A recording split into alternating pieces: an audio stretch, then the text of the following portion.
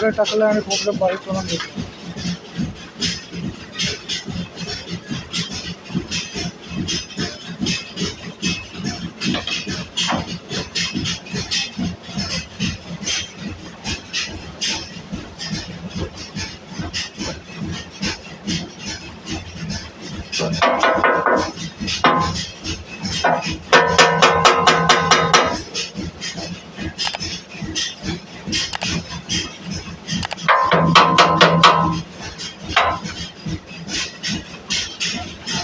त्याच्यात आता हे 6.8 kg झाले आणि हे चुरा करत म्हणजे मी तोडून आणायची गरज नाही. हे दुसरं दुकान आहे. नॉर्मली या धुळीताना नगर शॉप. आता हे घालणार तेलाचा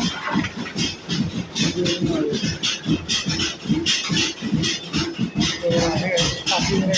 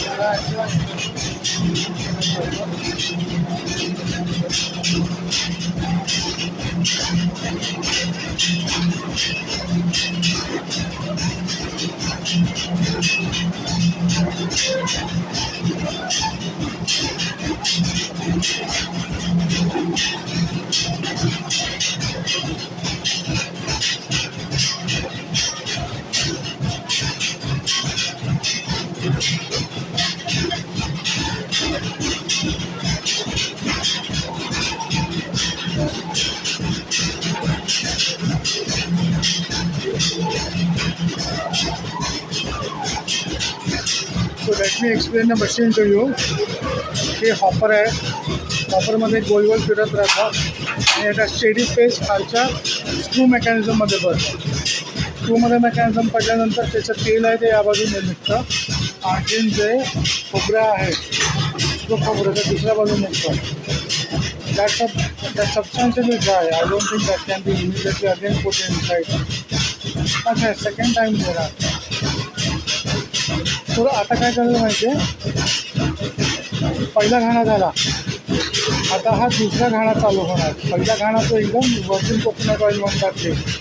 second one is regular food grade coconut oil. आणि जो थर्ड निघतो जो गाळा निघतो दॅट इज यूज फॉर जेवासाठी वापरतो.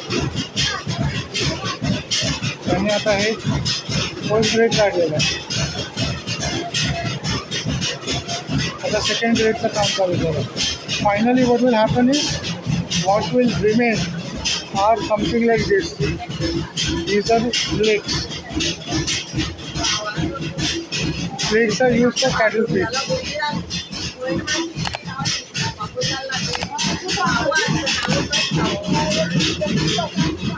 त्याच्याकडे रेडीमेड तेल पण तिकडे अवेलेबल आहे. बालपूरचं लोकेशन. खोबरं मी आणलेलं आता 6.8 kg. तिकडे आवाज येतो डाग डाग डाग. प्रायमरी पाठवले हे कुठ आपला टर्मरिक कुठत होते त्याच्याचा आवाज होता. जास्ती आवाज होता म्हणून मी आवाज रेकॉर्ड तर केलेला, पण आय एम री recording the voice again. So ते ग्रीन कलरचं जे वरती टब होता त्याच्यामध्ये पहिली गोष्ट होती, बाहेर जो होता तो श्रेडर होता. खोबऱ्याचे बारीक तुकडे करत होते. त्याच्यानंतर तो आतमध्ये रूममध्ये घेऊन गेले. वरती गोल हॉपर होता, त्या हॉपरमध्ये टाकलं. तिथे हॉपरमध्ये एक आडवी ब्लेड होती, ती गोल गोल फिरत हळूहळू करून खोबरं जे आहे ते खाली स्क्रू वाइंडरमध्ये टाकत होते. त्या screw was pushing it through a wire mash, ज्याच्यामुळे तेल बाहेर निघत होतं. आणि ते तेल त्या लेफ्ट साईडमधून बाहेर येत होतं आणि जो चोथा आहे तो राईट साईडने बाहेर पडत होता. The normal process is the way we take out is आम्ही पहिला जो असतो आज माझ्याकडे फक्त 6.5 किलो 7 किलो होता. जो पहिला जो असतो दॅट्स व्हर्जिन कोकोनट ऑइल.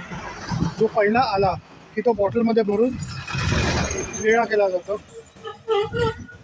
जो पहिल्याचा जो चौथा असतो तो परत घातला जातो आतमध्ये आणि त्याचं जे तेल निघतं that's the second. And most likely that's the second itself. त्याच्यातले जे तुकडे परत जातात खोबऱ्याचे बाहेर स्पिल ओव्हर असतात that is again put side inside. आणि जो फायनली उरतो that's just a cake, flat cake. तो केक इज त्यांना विचारलं, त्यांनी सांगितलं it is use as fish feed. जे पॉन्ड्समध्ये फिश उगवतात त्यांच्यासाठी वापरलं जातं, ऑइली जे फिश असतात ते. So this was it. The total weight was 6.8 kgs. याच्यामध्ये बॉटलमध्ये भरला 4.1 kgs which is 2.25 ml bottles होत्या. सो दॅट्स आणि that 2 kgs for fish feed. It costed me 100 rupees. ते काय करतात, ते फिश फीड असतं ते buy it at 10 rupees a kg from you and rest of it is their service. तिकडे मी विचारपूस केली. Oil right now is very, coconut oil is very expensive. It's expensive because समोरून ते युक्रेनचे क्रायसिस झालेले त्याचे पडसाद सगळीकडे उकडतात. सो ठीक आहे, let's sign off. This was how coconut oil is taken out.